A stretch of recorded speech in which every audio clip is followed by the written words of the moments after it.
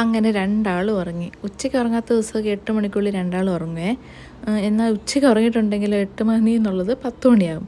അപ്പോൾ എനിക്ക് ഇവർ ഈ ഉച്ചയ്ക്ക് കിടന്നുറങ്ങുന്നതിലും നല്ലത് ഈ രാത്രി ഈ സമയമാകുമ്പോൾ കിടന്നുറങ്ങുകയാണെങ്കിൽ എനിക്ക് കുറച്ച് ടൈം കിട്ടും. എനിക്ക് എൻ്റേതായ കാര്യങ്ങൾ ചെയ്യാനൊക്കെ കുറച്ച് ടൈം കിട്ടും. അപ്പോൾ എനിക്കിതാണ് ഇഷ്ടം. അവർ ഈ ഉച്ചയ്ക്ക് ഉറങ്ങാതെ ഈ രാത്രിയാകുമ്പോൾ ഈ ഒരു ടൈമിൽ കിടന്നുറങ്ങുന്നത് എനിക്കിഷ്ടം. ഇങ്ങനെ കിടന്നുറങ്ങുമ്പോഴത്തേക്കും ഒരൊറ്റ ഉറക്കമായിട്ട് ഇവർക്ക് കിട്ടുമല്ലോ. ഇസയുടെ കേൾക്കും, അപ്പോൾ ഞാൻ ഫീഡ് ചെയ്തും. ലൂക്കിനാണെങ്കിൽ ഇപ്പം അങ്ങ് കിടന്നു കഴിഞ്ഞാൽ അങ്ങനെ നല്ല ഒറ്റ ഉറക്കമായിരിക്കും, രാവിലെ പിന്നെ കേൾക്കുള്ളൂ.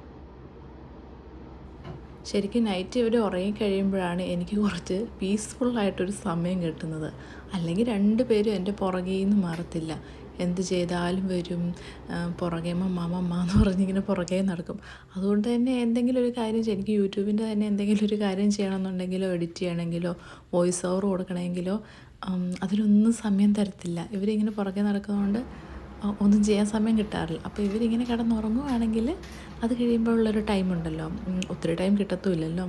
8 മണിയൊക്കെ ആകുമ്പോൾ കിടന്നുറങ്ങി ഒരു 10 മണി 10:30 ആകുമ്പോഴത്തേക്ക് ഞാൻ കിടക്കും.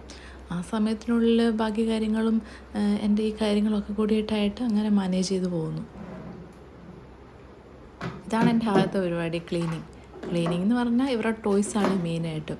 പക്ഷേ ഇപ്പം ഞാൻ എന്താ ചെയ്യുന്നത് വെച്ചാൽ കുറച്ച് ടോയ്സ് എടുത്ത് മാറ്റി വയ്ക്കും. എന്നിട്ട് കുറച്ച് ടോയ്സ് അവർക്ക് കളിക്കാൻ വേണ്ടി കൊടുക്കും. അതൊരു 1 വീക്ക് വരെ അതും കൊണ്ട് പോകും. അത് കഴിഞ്ഞിട്ട് ഞാൻ എടുത്ത് വെച്ച ടോയ്സ് കൊടുക്കും. ഇപ്പോൾ കളിച്ചുകൊണ്ടിരിക്കുന്നിടത്ത് മാറ്റി വയ്ക്കും. അപ്പോൾ അവർക്കത് പുതിയൊരു ടോയ് ആയിട്ടാണ് ഫീൽ ചെയ്യുന്നത്. അപ്പോൾ അതുകൊണ്ട് കുറച്ചിങ്ങനെ നല്ലൊരു പുതിയൊരു ടോയ് കിട്ടിയാൽ എങ്ങനെയാണ് ആ ഫീലിലാണ് അവർ കൊണ്ടു നടക്കുന്നത്.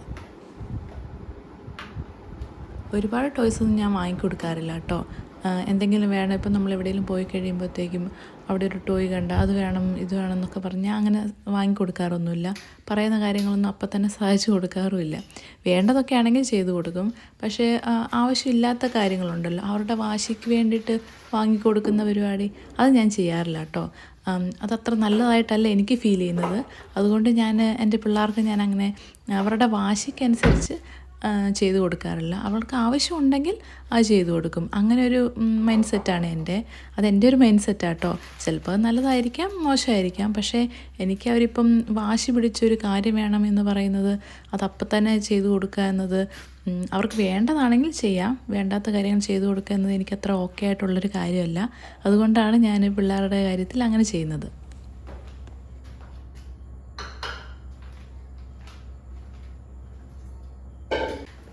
ഇപ്പോൾ ഇവിടെ ഞാൻ മാത്രമേ ഉള്ളൂ കേട്ടോ.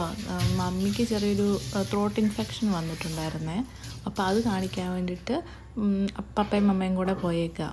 നൈറ്റാണ് കാണിക്കുന്നത്. പിള്ളേർ ഉറങ്ങിയ ശേഷം പോകാമെന്ന് പറഞ്ഞിട്ട്, ഇല്ലെങ്കിൽ രണ്ടുപേരെ എനിക്ക് മാനേജ് ചെയ്യാൻ ബുദ്ധിമുട്ടാണെങ്കിലോ വിചാരിച്ചിട്ട് അവർ പോയേക്കാണ്. അപ്പോൾ ഞാൻ നോക്കുമ്പോഴത്തേക്കും അരി അരയ്ക്കാനുണ്ടായിരുന്നു. അപ്പോൾ ഞാൻ ഏതായാലും അത് അരച്ച് വെച്ചേക്കാമെന്ന് വിചാരിച്ചു. അല്ലെങ്കിൽ മമ്മി വന്നിട്ട് പിന്നെ അരയ്ക്കണ്ടേ. അപ്പോൾ അവർ ഉറങ്ങുന്നത് കൊണ്ട് ആ ഒരു ബുദ്ധിമുട്ടില്ലാത്തതുകൊണ്ട് ഞാനിപ്പോൾ അരിയും കൂടെ ഒന്ന് അരച്ച് വെച്ചേക്കാൻ പോവാം.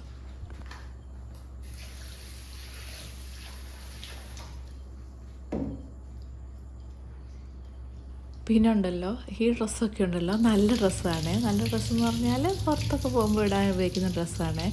ആക്ച്വലി എൻ്റെ ഡ്രസ്സെല്ലാം ഭയങ്കര കുറവാണ്. ഞാൻ ഒരു 2 ആഴ്ചത്തേക്ക് നിൽക്കാൻ വേണ്ടി വന്ന ഇങ്ങോട്ട് തിരിച്ച് ഹസ്ബൻഡിൻ്റെ വീട്ടിലേക്ക് പോകാൻ വേണ്ടിയിട്ട്. അതുകൊണ്ട് ഞാൻ അധികം ഡ്രസ്സൊന്നും എടുത്തിട്ടുണ്ടായിരുന്നില്ല. വളരെ കുറച്ച് ഡ്രസ്സ് മാത്രമേ എടുത്തിട്ടുണ്ടായിരുന്നുള്ളൂ. അപ്പം എനിക്ക് ചില സാങ്കേതിക കാരണങ്ങളുണ്ട് എനിക്ക് 2 ആഴ്ച കഴിഞ്ഞ് എനിക്ക് പോകാൻ പറ്റിയില്ല. 2 ആഴ്ച എന്നുള്ളത് ഇപ്പോൾ ഇത് 4-ാമത്തെ ആഴ്ച ആവാനായേ. അപ്പം ഇന്ന് പോവും നാളെ പോകുമെന്ന് വിചാരിച്ചിരുന്നിട്ട് നടന്നില്ല. പിന്നെ ഞാൻ കുറച്ച് ഡ്രസ്സ് വാങ്ങണമെന്ന് വിചാരിച്ചപ്പോൾ പെട്ടെന്ന് പോവുകയാണെങ്കിലും വേണ്ടല്ലോ എന്ന രീതിയിൽ ഞാൻ ഒഴിവാക്കി വെക്കുകയും ചെയ്തു. അതുകൊണ്ടാണ് കേട്ടോ എൻ്റെ ഇങ്ങനെ പുറത്ത് പോകുന്ന രീതിയിലൊക്കെ കാണുന്നത്. അല്ലെങ്കിൽ ഞാനെപ്പോഴും എന്തെങ്കിലും പാൻറ്റോ ടീഷർട്ടൊക്കെ അല്ലേ ഇടുന്നത്. ജസ്റ്റ് ഒന്ന് പറഞ്ഞതേ ഉള്ളൂ.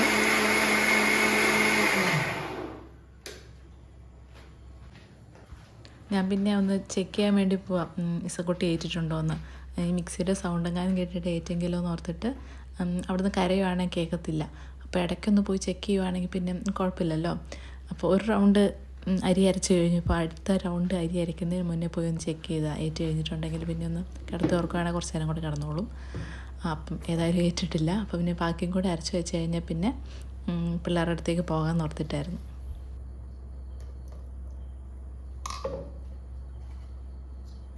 പിള്ളേർ ഉറങ്ങിക്കഴിഞ്ഞാൽ പിന്നെ ഇവിടെ ആകെ ഒരു നിശബ്ദതയാണ്. അതെല്ലായിടത്തും അങ്ങനെയാണല്ലോ അല്ലേ. പിള്ളേരും പിന്നെ ടി വിയാണ് ഇവിടുത്തെ മെയിൻ സൗണ്ട്. ഇപ്പം പപ്പ ഇല്ലാത്തതുകൊണ്ട് ഇപ്പോൾ ടി വി വെച്ചിട്ടില്ല, അതുകൊണ്ട് ആ സൗണ്ടും ഇല്ല. ആകെ മൊത്തം നിശബ്ദത. ഇനി രാവിലെ ആവണം ഇനി അവർ ഏറ്റു വന്നു കഴിഞ്ഞാൽ ഒരു ബഹളത്തിന്. ജോടെ വീട്ടിൽ നിന്ന് വിളിക്കുമ്പോൾ എപ്പോഴും പറയും, അയ്യോ ഇവിടെ ഭയങ്കര നിശബ്ദതയാണ്, പിള്ളേരില്ലാത്തതുകൊണ്ട് ഇവിടെ ഒരു അനക്കവും ഇല്ല, ഒച്ചയില്ല. അങ്ങനെ തന്നെയാണല്ലോ അല്ലേ എല്ലായിടത്തും.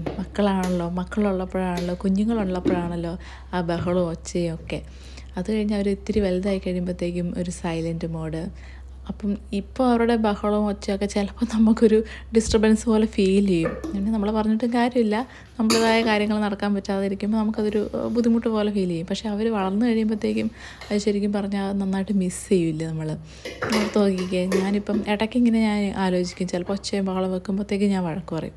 പക്ഷേ അത് കുറച്ച് കഴിഞ്ഞിട്ട് എന്തെങ്കിലും ഒരു കാര്യം നമ്മളിങ്ങനെ എന്തെങ്കിലും വീഡിയോ ഒക്കെ കണ്ട് ഇങ്ങനെ നോക്കുമ്പോൾ നമ്മൾ ആലോചിച്ച് ചിന്തിച്ച് നോക്കുമ്പോൾ അറിയാം, കുറച്ച് നാളും കൂടിയല്ലേ ഇവർ ഈ ഒച്ചയും ബഹളമൊക്കെ വെക്കുള്ളൂ. കുറച്ചുകൂടെ വളർന്നു കഴിയുമ്പോഴത്തേക്കും ആ ഒരു സൈലൻസ് അത് അത്രത്തോളം എന്തൊക്കെ ഒരു ബുദ്ധിമുട്ട് പോലെ ഫീൽ ചെയ്യത്തില്ല നമുക്കിനി അങ്ങോട്ട്. ഇടയ്ക്ക് ഞാനങ്ങനെ ആലോചിക്കും ഇവരുടെ കളിയും ചിരിയും. അത് ഇനിയിപ്പോൾ സ്കൂളിലൊക്കെ പോയി തുടങ്ങുമ്പോഴായിരിക്കും ശരിക്കും ഫീൽ ചെയ്യുക. പകലൊക്കെ മൊത്തം ഒറ്റയ്ക്കായിരിക്കത്തില്ലേ, ഞാൻ വർക്കിങ്ങും അല്ല, ആ വീട്ടിൽ തന്നെയായിരിക്കും. അപ്പം അപ്പോഴൊക്കെ ആയിരിക്കും ശരിക്കും ആ ഒരു ഒച്ചപ്പാടും ബഹളവും ഇല്ലാത്തതിൻ്റെ ആ ഒരു ബുദ്ധിമുട്ട് ശരിക്കും മനസ്സിലാകാൻ പോകുന്നത്. ഇനിയിപ്പോൾ ഞാൻ എനിക്ക് കഴിക്കാൻ വേണ്ടിയിട്ട് 2 ഗോതമ്പ് ദോശ ഉണ്ടാക്കാൻ പോവുകയാണേ. ഡയറ്റും അല്ല കേട്ടോ, ഇത് ബീഫ് കറി ഉണ്ടായിരുന്നു, ഇന്ന് ഇച്ചിരി ബീഫ് വെച്ചിട്ടുണ്ടായിരുന്നു. അപ്പോൾ പിന്നെ അത് കഴിക്കാൻ വേണ്ടിയിട്ട് ചപ്പാത്തി ഉണ്ടാക്കണം എന്നായിരുന്നു ആദ്യം എൻ്റെ പ്ലാൻ. പക്ഷേ അത് ഉണ്ടാക്കാനുള്ള സമയവും ക്ഷമയും ഒന്നും ഇല്ലാത്തതുകൊണ്ട് ഞാൻ ഗോതമ്പ് ദോശ വെച്ച് അഡ്ജസ്റ്റ് ചെയ്യാമെന്ന് വിചാരിച്ചു. ഗോതമ്പ് ദോശയും ബീഫും അത്യാവശ്യം നല്ല കോമ്പിനേഷനാണല്ലോ. അപ്പം ഞാൻ വേഗം അത് ഉണ്ടാക്കി കഴിച്ച് ഇനി കുറച്ച് ബാക്കി പരിപാടികളൊക്കെ ഉണ്ട്, അതൊക്കെ ചെയ്തിട്ട് വേണം കിടക്കാൻ വേണ്ടിയിട്ട്. ഹസ്ബൻഡ് വിളിക്കും, അപ്പോൾ അങ്ങനെ കുറച്ച് ടൈം പോവും. അപ്പോൾ പിള്ളേരെ എത്തുന്നതിന് മുന്നേ വേഗം ഗോതമ്പ് ദോശയൊക്കെ ആക്കി ഫുഡൊക്കെ കഴിച്ച് അങ്ങനെ അത്യാവശ്യം പരിപാടിയൊക്കെ തീർക്കണം. അതിൻ്റെ ഇടയ്ക്ക് അവളൊന്ന് ഏറ്റിട്ടുണ്ടായിരുന്നേ, ഞാൻ ഓടിപ്പോയി ഉറക്കിയിട്ട് പിന്നെ വന്ന് കഴിക്കാനിരുന്ന.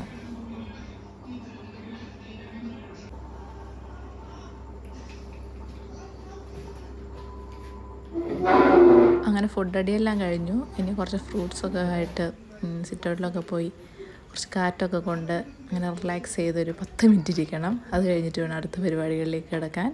അടുത്ത പരിപാടി എന്ന് പറഞ്ഞാൽ കുറച്ച് കാര്യങ്ങൾ ചെയ്യാനൊക്കെ ഉണ്ട് കേട്ടോ. അതെല്ലാം തീർത്തിട്ട് പിന്നെ ഹസ്ബൻഡ് വിളിക്കുമ്പോൾ ഫോണൊക്കെ വിളിച്ച് കുറച്ച് നേരം അങ്ങനെ ഇരുന്ന് കിടന്നുറങ്ങണം. അപ്പോൾ ഇത്രയേ ഉള്ളൂ കേട്ടോ. അപ്പോൾ ഇനി അടുത്ത വ്ളോഗിൽ കാണാവേ. ബൈ.